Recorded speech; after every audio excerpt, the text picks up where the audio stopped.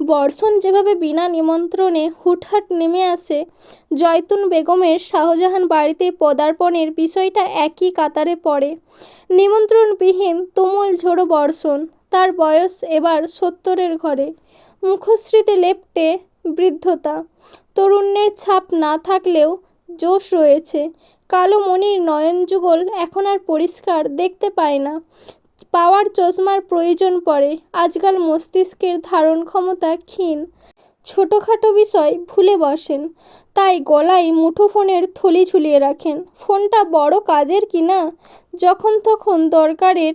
এই যে আপাতত নাকের ওপর সাদা কালো ফ্রেমের চশমা ঝুলিয়ে মুঠোফোন থলি হতে বের করেন। বাংলায় সেভ করা তার নাতির নাম্বারটি খুঁজছেন। খুঁজতে খুঁজতে সুধান, জবু দূরে কোথাও গেল কি? ও তো বাসাতেই থাকে। ঘন্টা হইল এখনো ফিরতেছে না।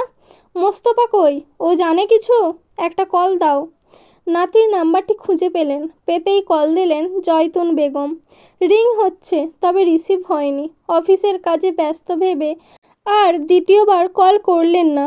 মুঠোফোন থলিতে রেখে সামনে কাঁচের টেবিলে কেটে টুকরো করে রাখা ফলের প্লেট হাতে তুলে নিলেন। কাঁটা চামচে ফলের টুকরো তুলে ধীরে সুস্থে মুখে প্রবেশ করালেন। মুফতি বেগম বাড়ির সবাইকে ইতিমধ্যে কল করে ফেলেছেন, কেউ বাদ নেই। তারপরও ফের কল করেন মোস্তফা সাহেবকে। ওপাশটায় মোস্তফা সাহেব কল রিসিভ করেই জানান, আমি আসছি। মোস্তফা সাহেব উপস্থিত হন আধ ঘন্টার মধ্যে। দুয়ারে দাঁড়িয়ে জুতো জোড়া কোনো মতো খুলছেন। বাসায় চপ্পল জোড়া যে পরবেন ততটুকু সময়ও নেননি। গাড়ি থেকে নামতে যতটুকু সময় লাগলো তার, তড়িৎ ভেতরে ঢোকেন। তাকে দেখতে পেয়ে যেন প্রাণ ফিরে পেলেন মুফতি বেগম। যান হাতে নিয়ে সোফা ছেড়ে উঠলেন। এক নাগাড়ে কতগুলো শ্বাসপর্ব ঘটালেন। এক এক প্রশ্নের সম্মুখীনে পড়ে তিনি ভয়ে কাঁপছিলেন। আম না বলে যদি জাম বলেন ভুলবশত, তাহলেই তো মুসিবত। এক পাশে চুপচাপ দাঁড়ালেন। মোস্তফা সাহেব ঘন ঘন শ্বাস নিয়ে বুকের ওঠানামার গতি ধাতস্থ করলেন। সালাম দিলেন। শাশুড়ি মায়ের পাশে বসে নরম কণ্ঠে প্রশ্ন করেন, কেমন আছেন মা? শরীর ভালো? কেমন দেখতেছো বাবা? যেমন দেখতেছো তেমনি আছি। তুমি কেমন আছো? আলহামদুলিল্লাহ। আমাকে একটা কল করতেন, আমি গিয়ে নিয়ে আসতাম। হঠাৎ মনটা আনচান করতেছিল।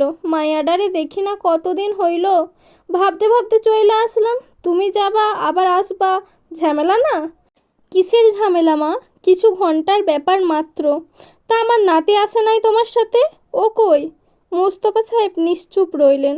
কপালে এখনও বিন্দু বিন্দু ঘামের উপস্থিতি। সবটা সত্যি বলে দেবেন তিনি। মিথ্যে বলার তো প্রয়োজন নেই, পরে তো এভাবেই জানবেন। এর থেকে ভালো এক্ষুনি বলে দেওয়া। জয়তুন বেগম চিন্তিত গলায় ফের বলেন, জবু কই গেল? তোমারে বলে যায়নি? মানে মা, হয়েছে এমন। তন্ময় মায়ের হাত ধরে ত্বরান্বিত পদচারণে প্রবেশ করল। তখন চমক দিল উপস্থিত সকলকে। জাবেদা বেগমের চোখে জল, ঠোঁটে মৃদু হাসি। জয়তুন বেগম দুহাত মিলে মেয়েকে বুকে জড়িয়ে নিলেন। মাথায় ক্রমাগত হাত বুলিয়ে বিড়বিড়িয়ে বলেন, কোথাও গেলে বলে যাবে না? তুই কি ছোট্ট? এখনও না বলে কয়ে এদিক ওদিক যাওয়া কেমন স্বভাব? আশেপাশেই ছিলাম মা। মেয়ের থেকে নজর সরিয়ে নাতির পানে ফেললেন। তন্ময় এগিয়ে গেল। মা উঠে পড়তেই তার জায়গায় বসলো। স্বভাব সুলভ নানির কোলে মাথা পেতে শুয়ে পড়ল সোফায় টান হয়ে। চুলে আঙুল বুলিয়ে জয়তুন বেগম বলেন, এত শুকনো লাগতেছে কেন? ঠিকমতো কি খাওয়া দাওয়া করিস না? কোন জন্মে আমাকে তোমার স্বাস্থ্যবান মনে হয়েছে বলো তো? স্বাস্থ্য থাকলে না বলবো? তন্ময় গম্ভীর স্বরে শব্দ করে হাসল। কোলে শুয়ে চোখ জোড়া বুঝে নিল। অদ্ভুত শান্তি হৃদয় গ্রাস করে নিচ্ছে। নিজের বাড়ির ঘ্রাণ বুঝি আলাদা। এই ঘ্রাণের স্বাদ আর কোথাও নেই আপন বাড়িটা ছাড়া। ও সময় সাবিহা দ্রুত পায়ে বাড়িতে প্রবেশ করলো। সে যবে ছিল চাচির কল পাওয়া মাত্রই চলে এসেছে। মা, ভাইয়া, নানি, কাকে ধরে কাঁদবে সে? সবটাই স্বপ্ন লাগছে। শব্দ করে কেঁদে কেটে সাবিহা মা, ভাইয়া আর নানিকে একসাথে জাপটে ধরল। জয়তুন বেগম পড়লেন মহা চিন্তায়। এমনভাবে কাঁদতেছিস যেন জবু আর তন্ময় তোর সাথে থাকে না, ওদের প্রতিদিন দেখিস না। লিভিং রুম জুড়ে নিস্তব্ধতা বয়ে গেল। শব্দ করে হাসার সামান্য প্রয়াস চালায় সাবিহা। বোকার মতো বলে, তোমাকে দেখে ইমোশনাল হয়ে পড়লাম যে। তাই বল, মুখটা এইটুকুন হইয়া আছে। কোথায় ছিলি? ভার্সিটি বুঝি? হ্যাঁ হ্যাঁ, ঠিক ধরছ।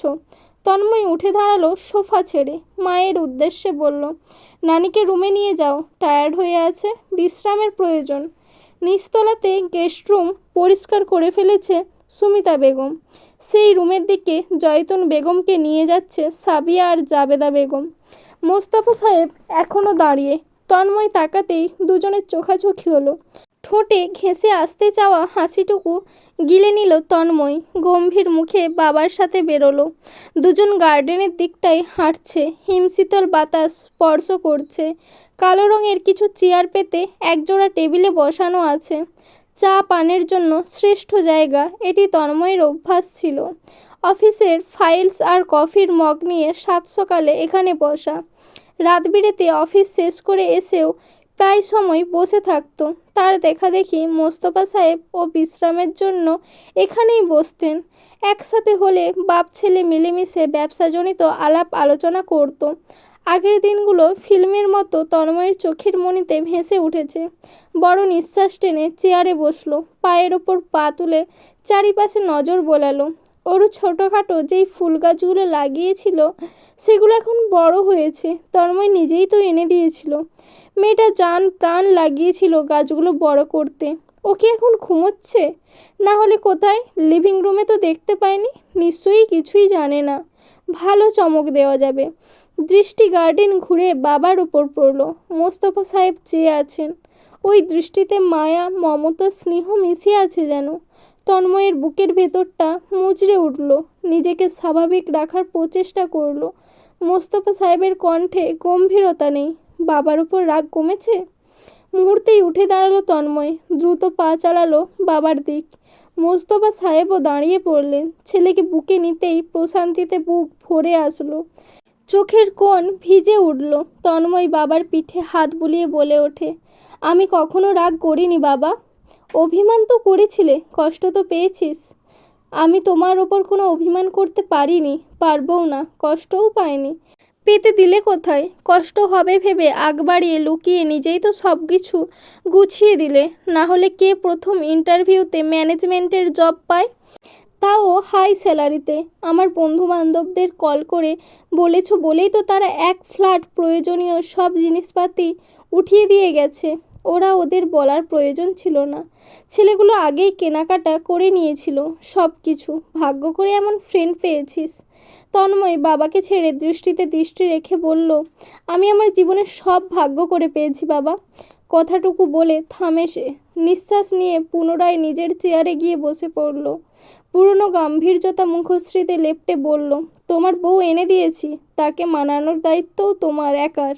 নানি যেতেই মা যদি এসে আমায় বলে চলে যাব, আমি কিন্তু নিয়ে যাব। মোস্তফা সাহেবের বুকে তখনও ছিল এক সমুদ্র অনুভূতি, যেগুলো ছেলের কথিত বাক্যে গিলে নিতে বাধ্য হলেন। চোখ রাঙালেন। কার জন্য এসব হয়েছে? হ্যাঁ, ঝগড়া আমাদের কার জন্য লেগেছে? ঝগড়া লাগাতে তো আমি বলিনি। যা চেয়েছি তা দিয়ে দিলে কাহিনী এত দূর এগোতো না। তর্ক এগোনোর ভাষা খুঁজে পেলেন না মোস্তফা সাহেব। তিনি ছেলের সঙ্গে যুক্তিতে কোনো কালেই পেরে ওঠেনি। অফিসে যখন মিটিং বসে তখন শেয়ার হোল্ডার থেকে চেয়ারম্যান সবাই উপস্থিত রয়। তাদের মধ্যে দাঁড়িয়ে যখন প্রেজেন্টেশন দেয় তার ছেলেটা, ওর কথার ধরন, যুক্তির সামনে কেউই মুখ চালাতে পারে না। গর্ব হয় তখন। কিন্তু এখন তিনি চোখ রাঙালেন। সূর্যাস্তের সময় হয়েছে। হলদেটে আসমানের বুকে সূর্য অর্ধখণ্ডিত রূপ নিয়ে বসে, সন্ধ্যা লুকিয়ে রাত নামবে বলে। ঘড়ির কাঁটা ঘুরছে 6টায়। তন্ময় সকাল থেকে ছাড় ফেলো মাত্রই দোতলা চলে এলো তক্ষুনি। নিজের রুমের পাশের ঘরটা দরজা ভেড়ানো। সুমিতা বেগম থেকে শুনেছে ওরও ঘুমাচ্ছে। বিকেলবেলা ঘুমিয়েছে, এখন অবধি ওঠেনি। তন্ময় নিজের রুমে প্রবেশ করলো। পরিপাটি পরিষ্কার পরিচ্ছন্ন করে রাখা। সে যেমন রেখে গিয়েছিল তেমনটাই। পেন হোল্ডারটিও টেবিলের কর্নারে আগের মতো আছে। এগিয়ে জানলাটা খুলে দিল। পর্দা সরিয়ে দিতেই হিমশীতল বাতাস প্রবেশ করলো অঙ্গ প্রত্যঙ্গে। জড়ানো শার্ট খুলে বাথরুমে ছুটল। একটা গোসল নিয়ে বেরোলো। চুল মুছতে নিয়ে খেয়াল করলো দরজাটা হালকা শব্দহীন ভঙ্গিতে খুলছে। একটা মাথা চট করে ঢুকলো। মাথার মালিক দৃষ্টি উঠিয়ে তাকাতেই তন্ময়ের সঙ্গে দৃষ্টি আদান প্রদান হলো। অমনি মাথাটা তড়িৎ চলে গেল। তন্ময় নিঃশব্দে হাসলো। তোয়ালে চেয়ারে ছুঁড়ে দরজার দিকে এলো। দরজাটা খুলে দিতেই অরুকে দেখা গেল কফির মগ হাতে দাঁড়িয়ে, মুখ জুড়ে লেপ্টে মাত্রই ঘুম থেকে উঠেছি। তন্ময় হাত বাড়িয়ে ওর ফোলা গাল টেনে দিল। কফির মগ নিজের হাতে নিয়ে শুধালো, লুকোচুরি করছিস কেন? অরু হাসে, দেখছিলাম। কখন এসেছেন? ঘন্টা। আমাকে ডাকলেন না যে? কেন ডাকবো? অরুর চোখ জোড়া ছোট হলো, মিয়ে যাওয়া গলায় বলল, আমি তো অপেক্ষায় ছিলাম এই দিনের। তন্ময় শুনেও শুনল না। কফিতে চুমুক বসিয়ে ভেতরে চলে গেল।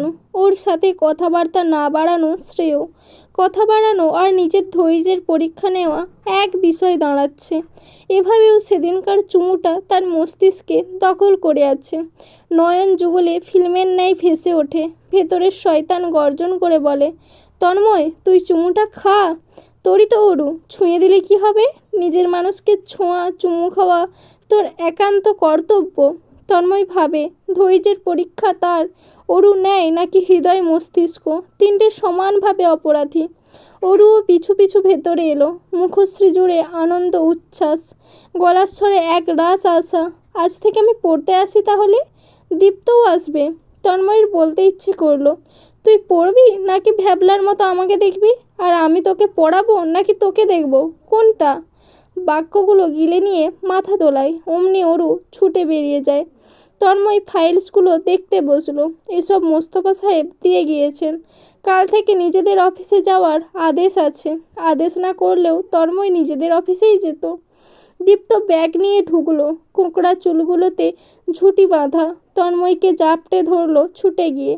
ফাইল টেবিলে রেখে তন্ময় ওকে কোলে তুলে বলল, আমার চ্যাম্পের পড়াশোনার কি অবস্থা? ফার্স্ট ক্লাস, তুমি তো জানো।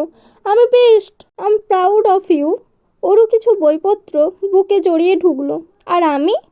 তন্ময় দীপ্তকে কোলে হাতে নামায়, আবারও ফাইল হাতে নেয়। তুই কি? দীপ্ত হেসে ওঠে। অরূপু বসো। অরু দীপ্তর পাশে বসে, বইপত্র সামনে রেখে আর চোখে তাকালো। এবং এই চাওয়া কেবলই শুরু। ওর এতবার তাকানোর কারণে তন্ময় ভালোভাবে নিজেই ওর আদুরে মুখটা দেখতে পারে না। সে আনন্দ অনুভব করবে নাকি দুঃখ, দোটানায় আছে। তন্ময় নজর তুলে চায়। বই খুলছিস না যে? এই তো খুলছি। আবারও লম্বা সময় গেল। তন্ময় ফাইল থেকে নজর সরিয়ে দেখল শুধু বইটা খোলা, যেমনটা সে বলেছিল। তারপর আর কিছুই করছে না। তন্ময় শুধায়, তুই কি পড়বি নাকি বসে থাকবি এভাবে? পড়ছি তো। তন্ময় আর কিচ্ছুটি বলল না। নজর ফাইলে রেখে ওকে মন মতো দেখতে দিল নিজেকে। রাতের খাবার জাবেদা বেগম রান্না করেছেন আজ। বছর পর নিজের রান্নাঘরে প্রবেশ করে অনুভূতির চাদরে স্তব্ধ তিনি। মনের মাধুরী মিশিয়ে অনেক রকমের রান্না করেছেন। রান্নাঘর, ডাইনিং, লিভিং রুম জুড়ে ঘ্রাণ চারিপাশ করছে। ডাইনিংয়ে খাবার পরিবেশন হতেই সকলে নিজেদের চেয়ারে বসলো। তন্ময় বসেছে, পরপর অরুও বসলো পাশে। ব্যস্ত হাতে তন্ময়ের কাঁচের প্লেটটা উল্টে দিল। কাঁচের গ্লাস, কাঁচের পানির জগ এগিয়ে দিল। তন্ময় খেয়াল করলো সাবিহা রুবি মিটিমিটি হাসছে, অথচ যাকে নিয়ে হাসছে তার কোনো মাথা ব্যথা নেই। তন্ময়ের তখনকার কথাগুলো ভালো প্রভাব ফেলেছে মোস্তফা সাহেবের ওপর। তিনি খেতে বসে সব কিছুর জন্যই স্ত্রীকে ডাকছেন, এটা দাও, ওটা দাও, রান্না ভালো হয়েছে ইত্যাদি। লজ্জায় জাবেদা বেগমের মুখশ্রী লালচে গরম হয়ে উঠেছে। মাথা তুলে তাকানোর সাহসটুকুও অবশিষ্ট নেই। বাচ্চা কাচ্চা ভর্তি ডাইনিংয়ে এমন করার কোনো মানে আছে? খাওয়া দাওয়ার পর্ব চুকিয়ে অরু সবাইকে ছাদে নেওয়ার বায়না ধরল। কতদিন একসাথে হয়নি তারা। আজ যেহেতু হয়েছে, ছাদে আড্ডা দেবে, কারোই আপত্তি নেই। উল্টো সাবিহা এক পায়ে রাজি। রুবি, সাবিহা, আকাশ, দীপ্ত ওরা ছাদের সিঁড়ি বইছে তরতরিয়ে। অরু নয়ন যুগলের পাপড়ি ঝাপটে তন্ময়ের পানে চাইল, শুধালো, যাবেন না? যা, আসছি। আসুন তাহলে, তাড়াতাড়ি আসবেন। তন্ময় গেল জয়তুন বেগমকে তার রুমে রেখে এসে। সে যখন ছাদে উঠছে তখন অরু সবাইকে গোল করে বসিয়ে গল্পের আসর জমিয়েছে। খেয়াল করলো অয়নও আছে। কাছাকাছি হতেই অয়ন উঠে দাঁড়ালো, হেসে বলল, আর যাবে না তো ভাই? না। যাক, তাহলে আমাদের আগের মতো দেখা হবে। একসাথে কফি খায় না বছর হতে চললো। তন্ময় হাসলো। সেদিন না দাঁড়িয়ে চা খেলাম? এক হলো নাকি? কফি আর চা কি এক? যুক্তি আছে। অরুর আর গল্প করতে ইচ্ছে হলো না। তার গল্পের রাজা সামনে, তাকে দেখে কি ওই গল্পে আর মন বসে? তন্ময় আলগোছে অরুর পাশে জায়গায় বসলো। এতে যেন ও ভীষণ খুশি। হাসি ওই গোলাপি ঠোঁট থেকে নড়ছেই না। অগোচরে বেশ কয়েকবার তাকালো। অয়নকে একটা গান গাইতে অনুরোধ করা হলো। অয়ন হেসে গাইতে শুরু করলো। এই পৃথিবীর যত সুখ, যত ভালোবাসা, সবই যে তোমায় দেব। একটাই আশা, তুমি ভুলে যেও না আমাকে। আমি ভালোবাসি তোমাকে। অয়ন এই গানটি গাইলো।